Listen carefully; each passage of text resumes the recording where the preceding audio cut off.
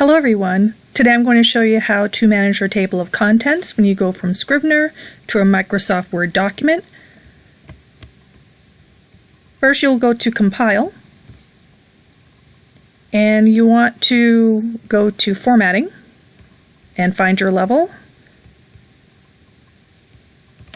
For me, mine is level 1 and here are all my folders that will be my titles for my document. And you want to go to Section Layout. Your version of Scrivener might be a little different than mine. Mine is version 1. And here's the prefix. And what you want to do with the prefix is to put in some nonsense symbols. I like to use these 3 symbols. And click OK.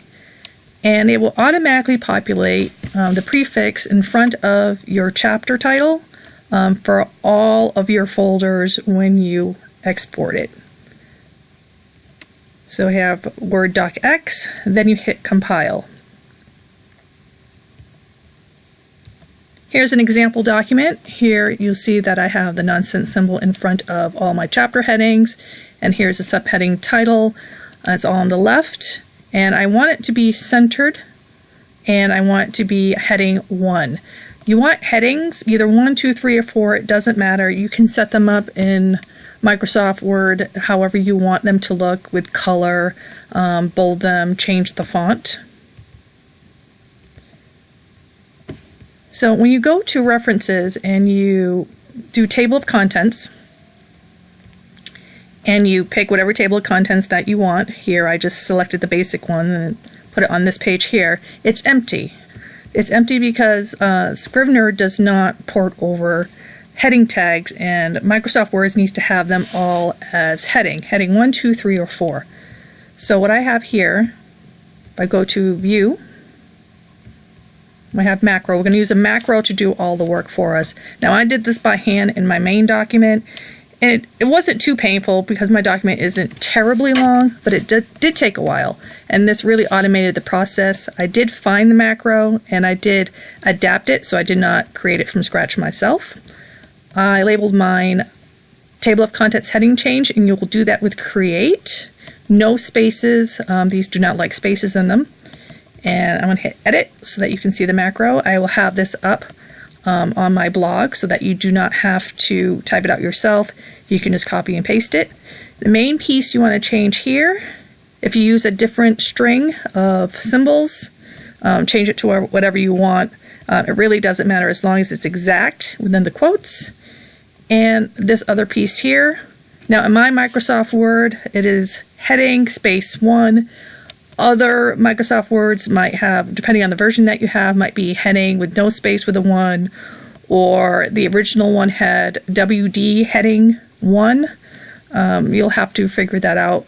Looking at your heading, it'll be tagged that way. So I'm going to move this over. And since we have this window open, I'm going to hit play. As if you noticed, all of the titles have now been centered the way that I have it preset for headings. Close that, get that out of the way. And let's look down at our table of contents. Now I didn't tag these deliberately so that you can see that if it isn't tagged, then it will not affect anything. Now the table of contents is still empty, but if you can see on the left hand side it is populated here, and we're going to update table. And you see these little prefixes here, we can take that out automatically as well with a macro. Go to View Macro, and here I have delete prefix. I've already had that set. Again, that will also be on the blog.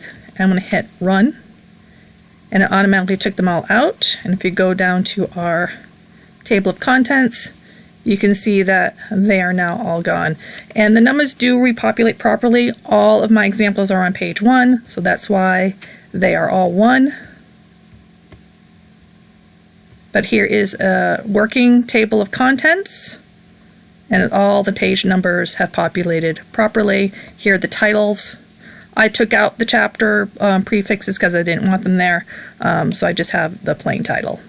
I hope this helps you out, and it makes your life a little bit easier when you're trying to create your table of contents to go from Microsoft Word to even to PDF. They do work in PDF. The links are active. Thank you, and have a good day.